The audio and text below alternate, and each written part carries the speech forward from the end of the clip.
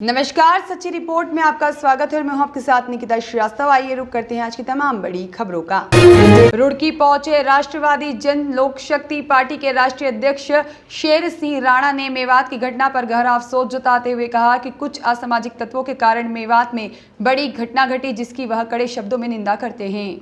राणा ने बड़ी ही बेबाकी के साथ अपनी बात रखते हुए कहा कि कुछ हिंदू संगठनों के लोग हैं जो कि इस तरह की हरकतें करते हैं।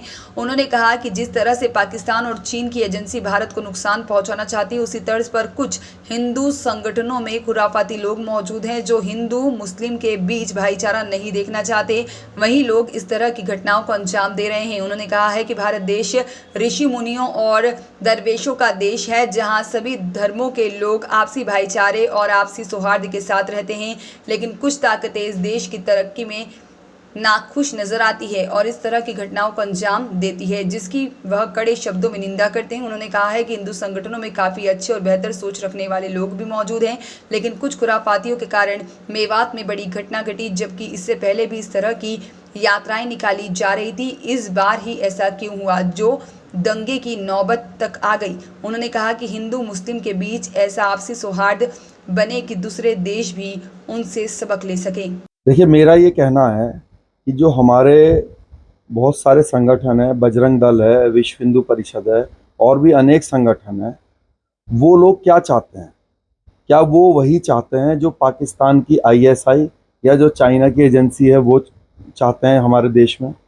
अगर आप इस पर थोड़ा सा विचार करेंगे तो पाकिस्तान की जो एजेंसियां हैं वो ये चाहती हैं कि भारत के अंदर दंगे हों, हिंदू मुसलमान में आपस में ना बने और यहाँ पर लड़ाई होती रहे, और जिसके कारण इन दंगों के कारण जो है जो हमारा देश लगातार जो है तरक्की के रास्ते पे जा रहा है, लोग यहाँ डरने लगे हैं, मल्टीनेशनल कंपनीज जो हैं वो डरने लगे हैं कि भारत में फैक्ट्रियाँ ना लगाएं।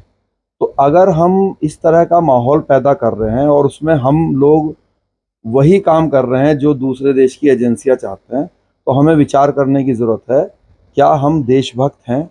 तो इसीलिए मैं अपने भाइयों से ये चाहूँगा कि देखिए, अगर नूह में जो घटना हुई है वो कई वर्षों से वहाँ पे यात्रा निकाली जा रही थी।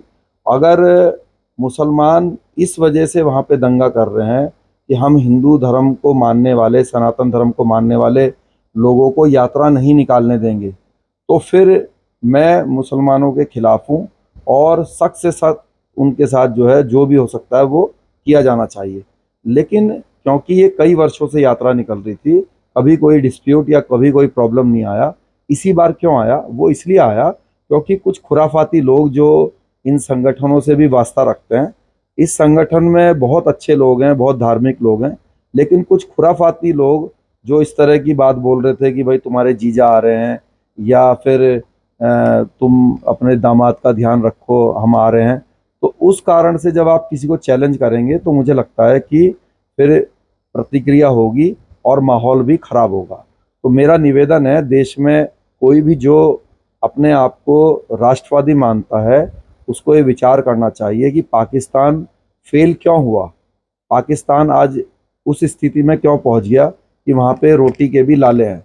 वो इसलिए पहुंच गया क्योंकि कोई भी पूरे वर्ल्ड की मल्टीनेशनल कंपनीज वहाँ पर काम करने के लिए तैयार नहीं है। काम क्यों नहीं करना चाहते? क्योंकि वहाँ पर दंगे फसाद होते हैं, लोग अपने पैसे लगाते हुए वहाँ पे डरते हैं। तो अगर यहाँ पर भी, भारत में भी उस तरह का माहौल बनेगा तो ये हमारे देश के लिए नुकसानदायक है, और ऐसा ही दूसरे देश की एजेंसियां चाहती हैं। हम बिना जानकारी के या बिना मतलब के अगर वैसा माहौल बना रहे हैं तो हम एक तरीके से आईएसआई के ही लिए काम कर रहे हैं, और ये देश के लिए अच्छा नहीं है। दंगों के लिए जिम्मेदार किसे मानते हैं? दंगों के लिए जिम्मेदार वो है जो आज सत्ता में है, क्योंकि ये एक इंटेलिजेंस फेलियर तो है ही।